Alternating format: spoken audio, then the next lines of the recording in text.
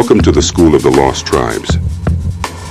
Your charity helps generate the lessons needed to seal the chosen before the destruction.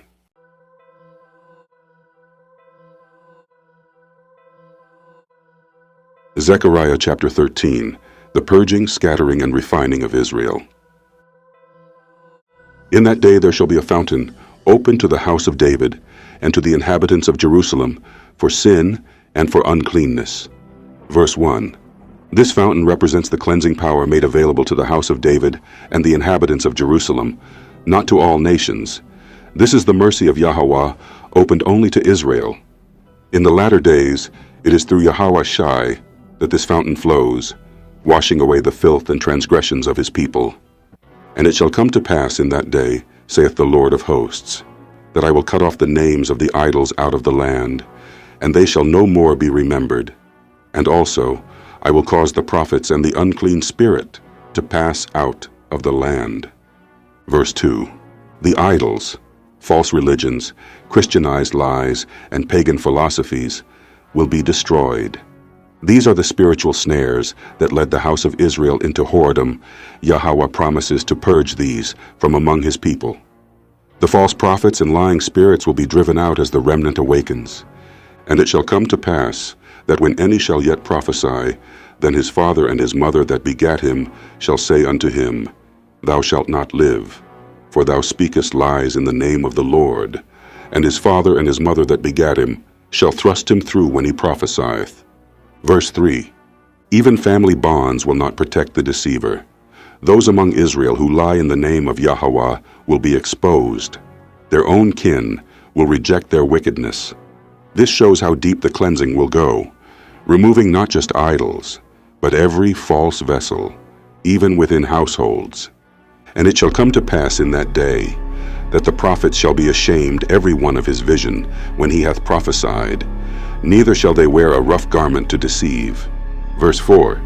False prophets who pretended to be humble, dressing like the righteous while speaking deceit, will be exposed and ashamed.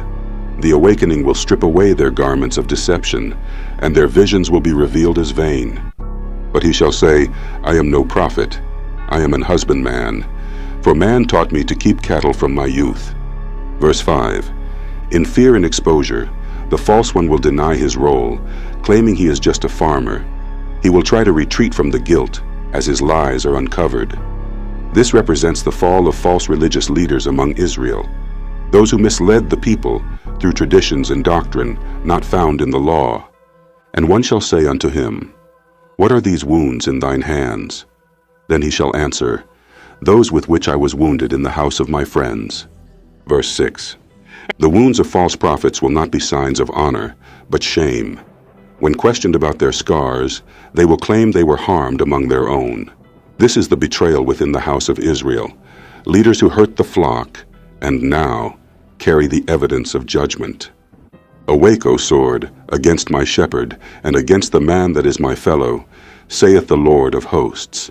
Smite the shepherd, and the sheep shall be scattered, and I will turn mine hand upon the little ones. Verse 7. This prophecy reaches toward Yahweh Shai, the true shepherd, who was smitten. His death caused the sheep, the house of Israel, to be scattered, but Yahweh also turns his hand upon the little ones, the remnant of Israel, to preserve and regather them in the last days. And it shall come to pass, that in all the land, saith the Lord, 2 parts therein shall be cut off and die, but the third shall be left therein. Verse 8. Only 1/3 of Israel will survive the judgment. The 2/3 will be cut off. These are the rebellious, the unrepentant, the ones clinging to idols and deceit. The 1/3 is the remnant, purified by fire, prepared to inherit the kingdom. And I will bring the 3rd part through the fire, and will refine them as silver is refined, and will try them as gold is tried. They shall call on my name, and I will hear them. I will say, It is my people. And they shall say, The Lord is my God. Verse 9. The remnant will not escape fire, but they will survive it. Yahweh will purify them, not destroy them. Their trials are for refinement. This one-third will call upon his name, and he will answer them. These are the scattered Israelites who repent, return to Torah, and declare, Yahweh is our power. Conclusion: the fire separates the wicked from the remnant. Zechariah 13 is a blazing prophecy for the house of Israel. It declares a time of judgment, cleansing, and refinement. The idols will fall, the deceivers will be shamed, the false prophets will be cast down, the sheep will be scattered, but not forgotten. Yahweh is bringing fire upon his people, not to consume, but to cleanse. 2/3 will perish, but the 1/3 remnant will rise. They will endure trials. They will be purified. They will call upon the name of Yahweh, and he will answer, It is my people. And they will say, Yahweh is our power. Would you like to continue with Zechariah chapter 14 next, scribe?